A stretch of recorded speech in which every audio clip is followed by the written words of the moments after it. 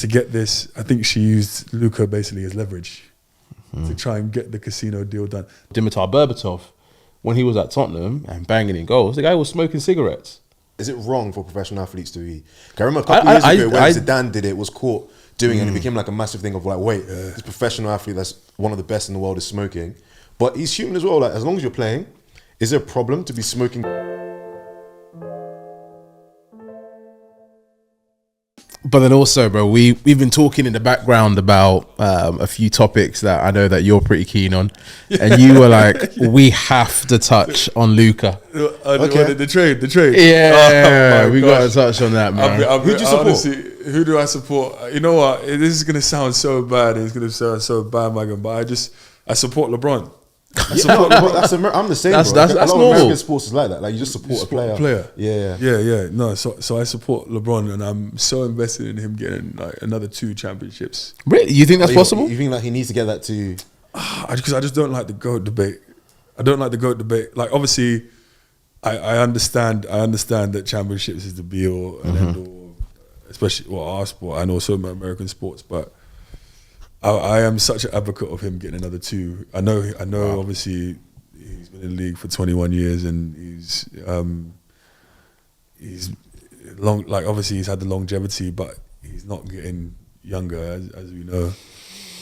But this is why I find the Luka trade so interesting, because I think there's so many different angles that you can look at it, and there's obviously they're not just going to come out and say X, Y, and Z because. Sports is sports. Sure. The politics side of it. Yeah, there's so always. Why do you think it's happening? happened? Because I heard a reason why they think someone mentioned to me they heard this from I've forgotten the centre Garnett. The reason why he thinks it happened. So let me hear why do you think Luka played for the Lakers? And I'll explain. Go on. Let's hear. So I'll hear yours, then I'll say what I said. I mean, what has come out is about his appetite for work and his physical state, which I don't necessarily. I don't know if I agree with. I don't know if I agree with that because of the way that he was performing. Like if it was hindering his performance and he was inconsistent, then I'd be like, okay, well, the evidence is there that he's been inconsistent, but he hasn't been inconsistent. So as a professional sportsman now, do you think it's a problem for your star player to be showing signs of? And again, I don't know. I'm not in the locker room, but showing signs of. Like there's rumors now that came out today about him smoking hookah all the time, him drinking all the time. Do you think it's a problem if your star player is doing that and everyone else knows he's doing that? That's an interesting thing. It's difficult because like I suppose again it comes back to what your team culture is like. It's like if your team culture is different, then yes, like it's not an issue. But then if your team culture is again like a different type of vibe, then obviously it can be seen as bad. The thing is, like, bro, if you look at, I'm trying to think of footballers. Like, I thought of Hazard, like when he was at Chelsea. Yeah. From everybody, like John Obi on his podcast, he always talks about how he never lived the life of a footballer, right? Yeah. But he was still the best player on the pitch. What do you mean love of? What do you mean? Like, you know, he liked to drink beer. Okay, yes, it wasn't like the best traditional. No, not even the best. Like the guy would just walk around in training, apparently, and then not tie shoelaces. Not exactly. Okay. And then you've got, for example, Dimitar Berbatov, when he was at Tottenham and banging in goals, the guy was smoking cigarettes. Yeah.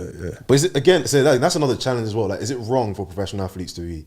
I remember a couple of years ago when Zidane did it, was caught doing it, and it became like a massive thing of like, wait, this professional athlete that's one of the best in the world is smoking.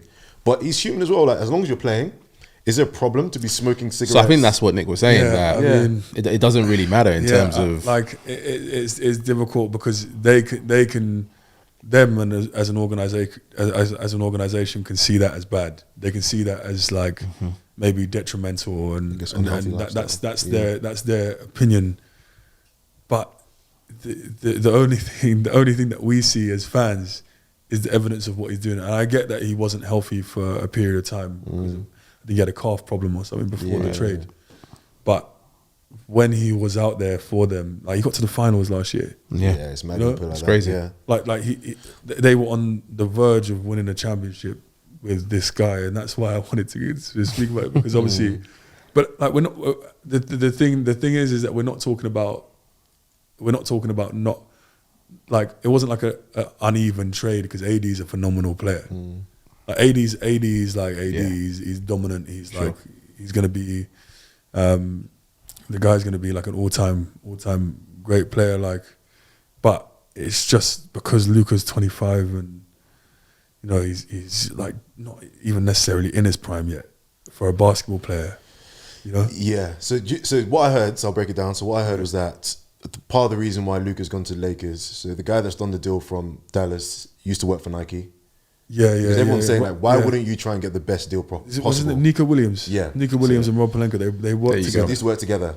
And obviously like Rob Pelinka used to manage, used to be the agent of Kobe Bryant. Obviously he had a huge deal with Nike. So with the Olympics happening in a couple of years, people are saying, was there push from the league to try and make the move happen in order to make, of course with the Olympics being in a couple of years, more of like an attractive place, especially for Europeans coming over to. Okay. So again, for me, it sounds kind of mad, but then at the same time, when you think about it, Luka being in LA is good for the Olympics. The marketing it's side. good for the 100%. marketing side of it. 100%. So again, I don't know how much of a draw Luka has in basketball in Europe. Obviously, he played for Madrid, but I don't know if people think I support now the Lakers because of Luka. Yeah, okay. I think they probably You think do, so? yeah, because of how big the Euro yeah, League exactly, yeah. Okay. EuroLeague is actually, I didn't realise, but it's It's massive. big, and he won it with Madrid, the yeah, Madrid basketball he did. team. So I think it's pretty big.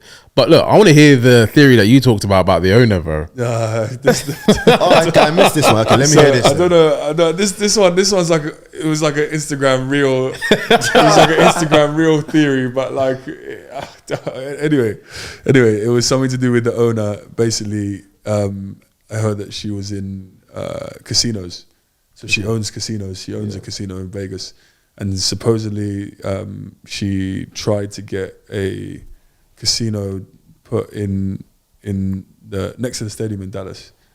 And I think that the Dallas government or whatever were like blocking her from having the casino next to the stadium. I don't know if they didn't want it there or whatever. But to get this, I think she used Luka basically as leverage to try and get the casino deal done. That's just So like if you don't let me get a casino, I'm gonna let him go. Let go of your star player, basically. What, the For owner of business. the Mavericks? Yes, because she, Mark Cuban sold Sold it to Yeah.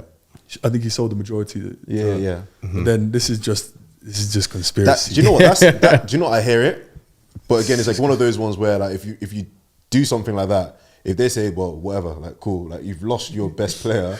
I know, but then The concept is mad though. I hear it. yeah, but then also like you have to think about owning an NBA franchise as a like the revenue that they create regardless. I think is Whether like, he's there or not. astronomical. Like I think it's just because people just innately from Dallas will always want to go to the games. It's always broadcasted. There's always these big lucrative TV deals that are going to be in place because of the big markets anyway. Yeah. And the revenue share between all of the. Yeah. It's massive. It's massive. I'm a different type of rock star. I got class and I got Henny overflowing up my shot glass. And yeah, I know I'm not a keeper, but can you be my mama seater by the time I'm done with